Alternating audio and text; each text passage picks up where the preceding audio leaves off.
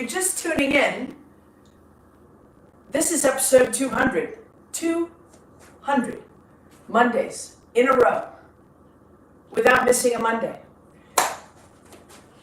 You know, it's become so important to me because I think the essence of being a coach or being a leader is about showing up and about being consistent and about caring so deeply that no matter what, you show up. So I want to say thank you to those of you that have been with me the whole time. Let me know in the comments if you have, because many of you have. And I just want to say thank you. Thank you for supporting the work and the time and the consistency. I really appreciate it. So August 4th, 2025, episode 200, Mobility Monday, about just taking care of ourselves and getting better every day. And sometimes it's about not getting worse. So stay with me. All right, let's get that foam roller going. We'll do a quick 3-minute scan of the body. So we're going just below the calves. We'll windshield wiper down low. A little bit of freedom in the lower part of the leg. If you want to, you can always use your gua sha tool or a little bit of a scraping mechanism to add a little bit more intensity to that lower leg. This is becoming more and more important as the summer goes on and we get through these hot days and these times of dehydration. You want that tissue gliding and sliding and moving. So a little light scraping of the lower leg is always a good idea. And it's light scraping, okay? So just moving the tissue around. You can get yourself a sidekick tool, a gua sha tool. You can get just a piece of wood that's finished so you don't get splinters, okay? So just nice and easy. Scraping is kind of, it's kind of addicting actually. It's kind of nice. All right, let's take it right up to the hips. We want to make sure that you understand the optimization of the hips. The hips when in gait, so whether you're walking or running, should not move like this. The hips should move like this. So we need them to act as the right ilium and the left ilium, two different parts of the pelvis. And they're anchored into different musculature.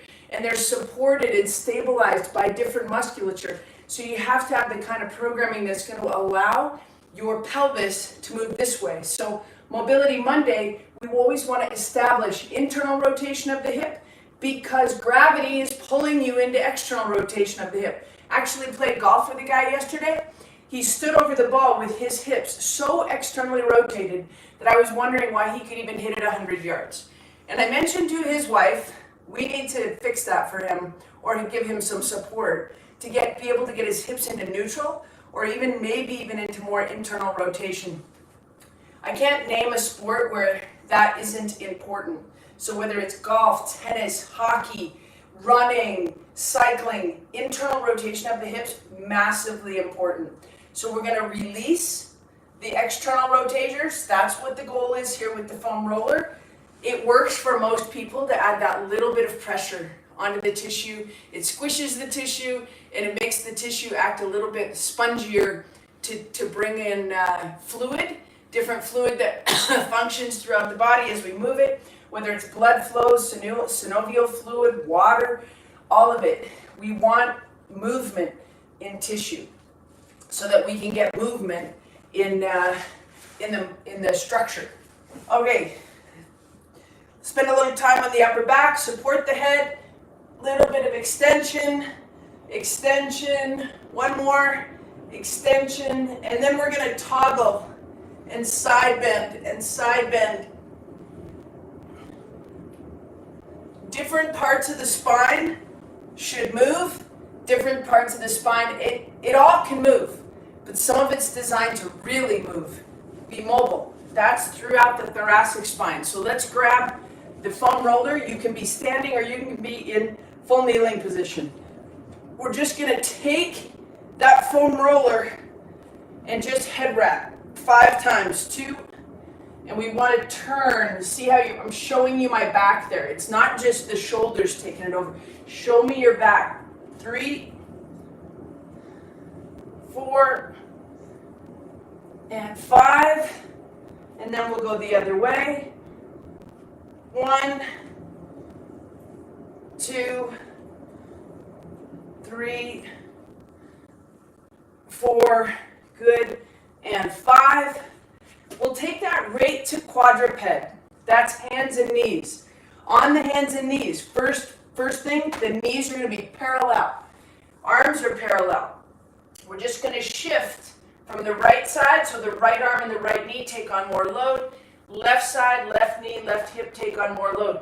We're getting a really nice little toggle through the hips and through that where the femur interacts with the hip.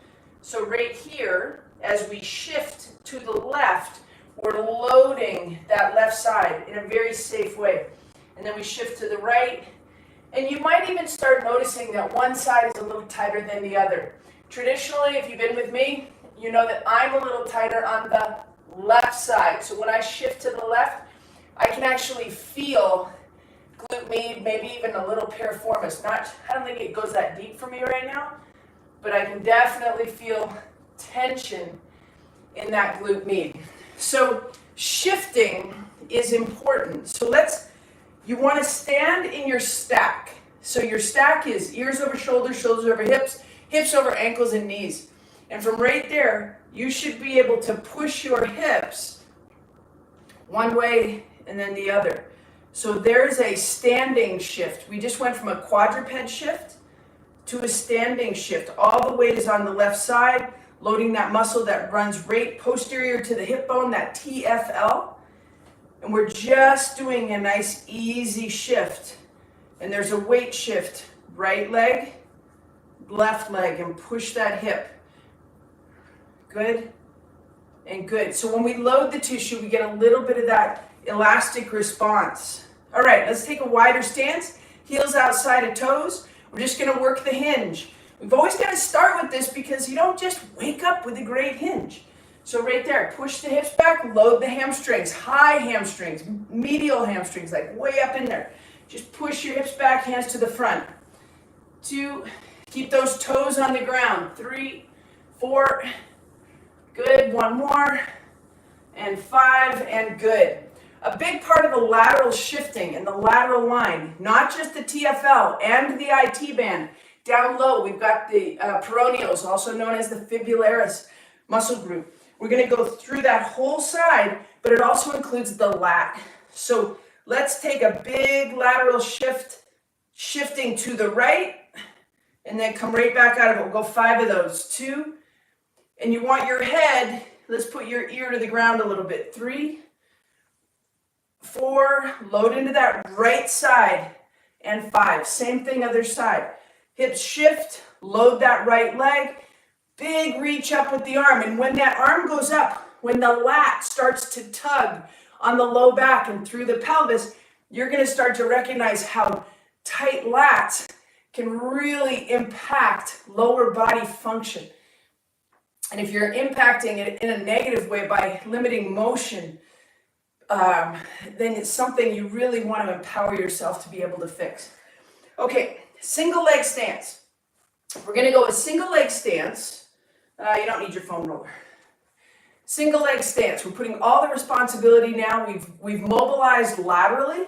So now we're just going to make sure we can stabilize that. So right there, left leg. Feel 3 points of contact on the foot. The ball joint of the big toe. Whoa. The ball joint of the little toe and the heel. Think about nothing else. Just the foot. Left foot. Ball joint of the big toe. Ball joint of the little toe. And the heel. Good. All right, other side. Right side, stand.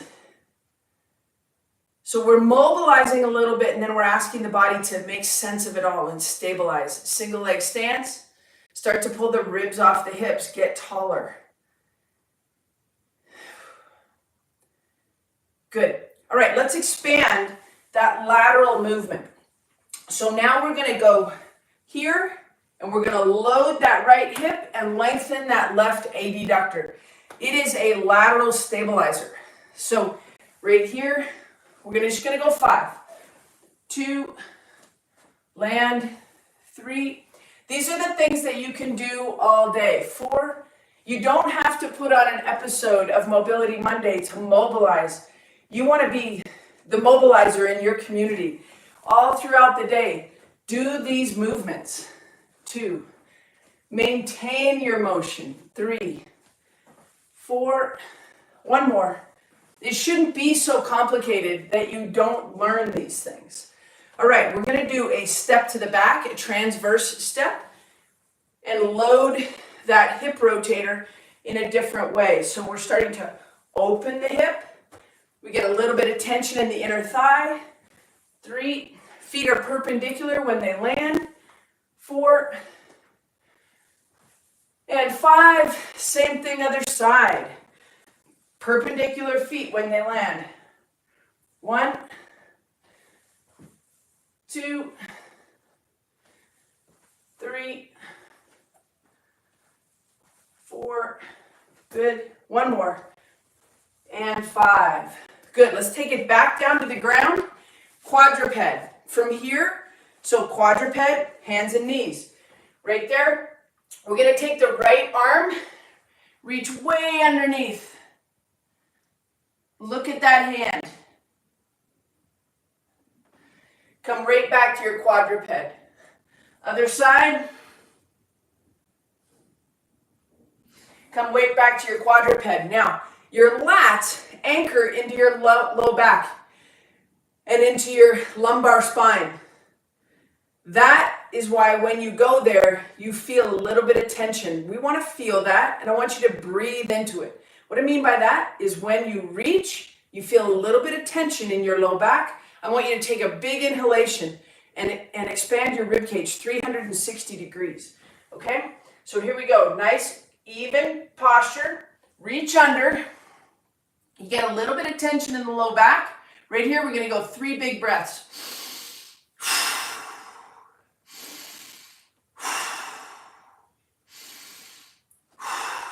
Good. Bring it on back. We're doing the same thing other side. Nice little reach. 3 big breaths.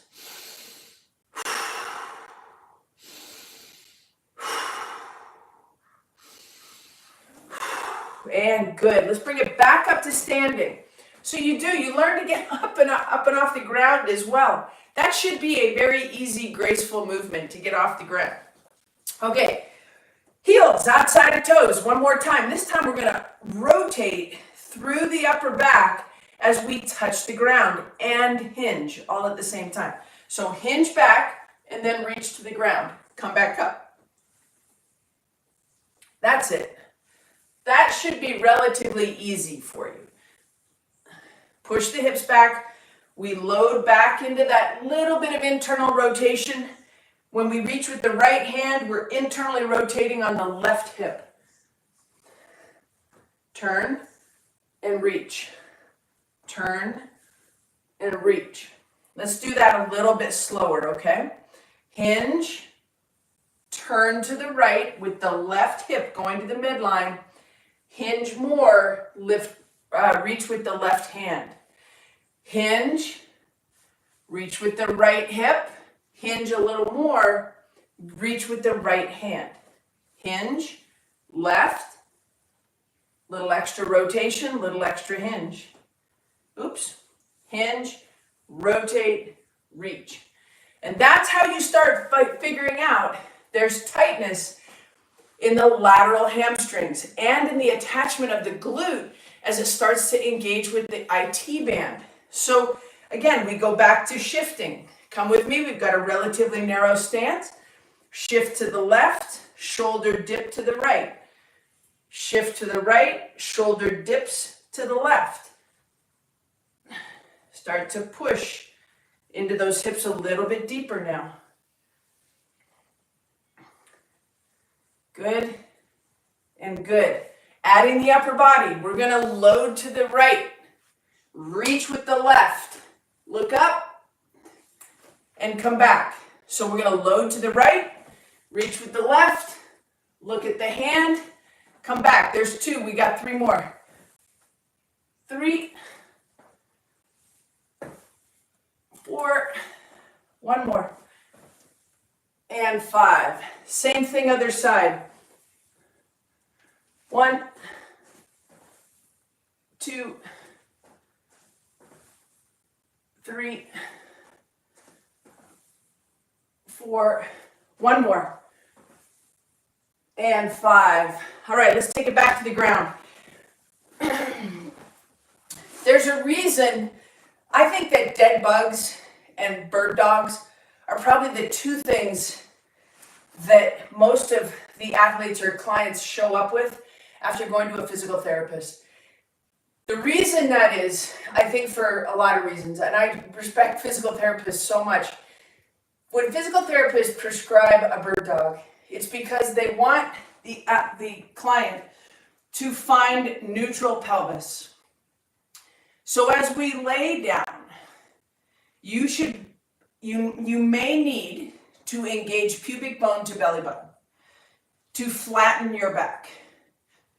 When you flatten your back in this position and then lift your feet up, the heels of your hands come to the front of your thighs, and you are now halfway into a dead bug. That'll take you all the way into a dead bug. I want you to activate pubic bone to belly button and be strong and activate. But when I say be strong, I don't mean that you're clenching anything. I want you to be strong in that you're going to feel muscles working. Okay, so I don't want you to engage like you're doing a bunch of crunches. The first move is just a slight engagement of pubic bone to belly button.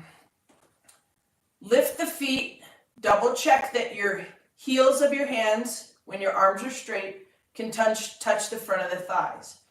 From right there, we're just going to go heel taps.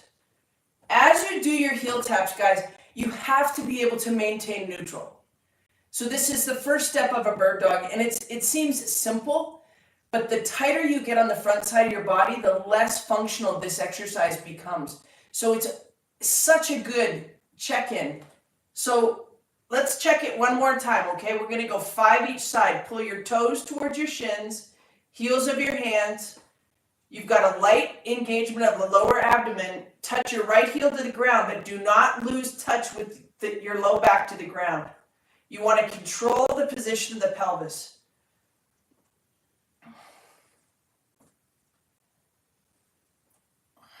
This is a stability exercise, which, I don't know, maybe I should do stability Saturday. But mobility is only good if, in fact, you can stabilize it. Think about it. Movement for the sake of movement is kind of silly.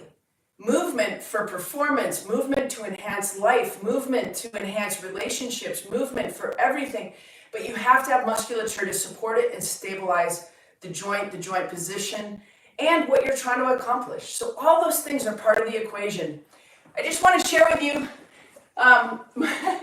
my friend Carly, who is my business partner and a good friend, set up in the basement for me as I came down this morning. I think this is supposed to go this way. You guys, 200 episodes of Mobility Monday. I appreciate you. Thanks for showing up.